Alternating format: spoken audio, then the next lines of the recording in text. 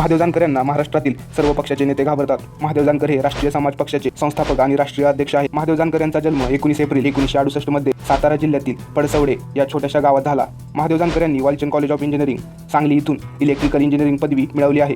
काशीराम यांच्या नेतृत्वाखाली बहुजन समाज पक्षात प्रवेश करून महादेव जानकर यांनी राजकीय कारकिर्दीला सुरुवात केली। 2003 मध्ये महादेव जानकर यांनी राष्ट्रीय समाज पक्षाची स्थापना केली। महादेव जानकर यांनी 2009च्या निवडणुकीत माढा लोकसभेची जागा लढवली। त्यामध्ये शरद पवार हे पहिल्या नंबरवर आणि सुभाष देशमुख हे दुसऱ्या नंबरवर आणि महादेव जानकर हे तिसऱ्या नंबरवर होते। महादेव जानकर यांनी 2014 मध्ये बारामतीमधून सुप्रिया सुळे यांच्या विरुद्ध लोकसभेची जागा लढवली। त्यामध्ये महादेव जानकर यांना एकूण 4,51,653 मते मिळाली होती। सुप्रिया सुळे यांना 48% तर महादेव जानकर यांना 42% मते मिळाली होती। महादेव जानकर यांनी बारामतीमधून सुप्रिया सुळे यांना काटेची टक्कर दिली होती। महादेव जानकर हे 23 जानेवारी 2015 रोजी विधान परिषद सदस्य म्हणून निवडून आले। महादेव जानकर यांच्या मागे संपूर्ण समाज एकजुटीने उभा राहतो। यामुळे महादेव जानकर यांना महाराष्ट्रातील सर्व पक्षाचे नेते घाबरतात।